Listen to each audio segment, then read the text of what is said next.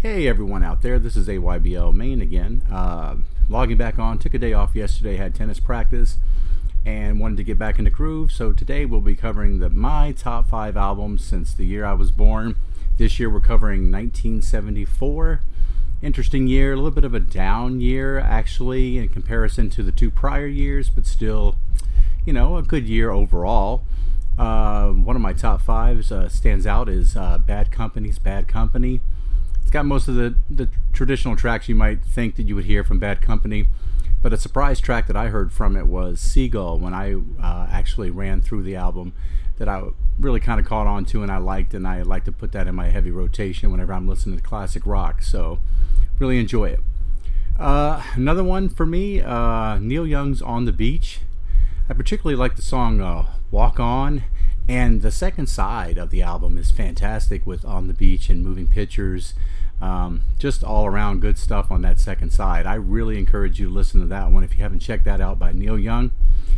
Another one is Stevie Wonder again. Didn't make it all the way to the top, but Fulfillingness First Finale. Probably of the 5 albums, it's probably the weakest, but still a very strong album. Probably my favorite song on there is Boogie On Reggae Woman. Definitely check it out if you're a Stevie Wonder fan. Check out all 5 of those albums in that span where he dominated everything, guys. He's just great. You definitely need to go listen to some Stevie. Also on the list is Steely Dan's Pretzel Logic. Some people consider this like one of their weaker albums. I actually like the title track, and I enjoy Ricky Don't Lose My Number. And last album I have, of course, being at number 1, and this is new number 1 because I actually had listened to the album recently again, Jackson Browne's Late for the Sky. Not a huge Jackson Browne fan 9 months ago, guys. And then suddenly I started trying to listen to his stuff again and giving him a little bit more of a chance. The songwriting is always incredible on his albums. I was particularly taken by this album because of the harmonies.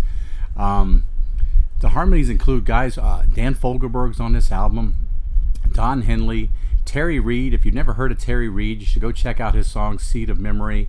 It was featured on the Devil's Reject soundtrack. All of them great singers in their own right, and they just did the harmonies on this, and it's just great stuff. Songs you should definitely check out on there are Fountain of Sorrow and Walking Slow. Those are the 2 favorite that I really liked, and check it out. That's my best for 1974. Late for the Sky was number 1.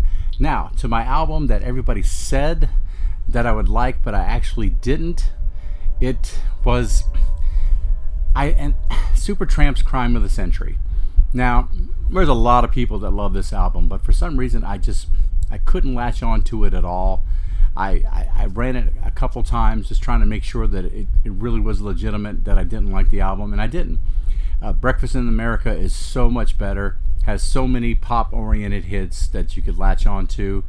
This one really didn't seem like it had anything that I could latch on to. I think it had 1 single, if I'm not mistaken, and that was Bloody Well Right. And I don't think it did particularly well on the charts. I think it got as high as number 38 on the Billboard charts. It didn't do very well. So no commercial success really, and it really didn't appeal to me in any way. So definitely made my list in that regard of the albums that everybody says I should love, but I didn't. So sorry guys for the shade on Supertramp this week. I'll be cranking out my 1975 video hopefully on Saturday. And till then, you guys take care.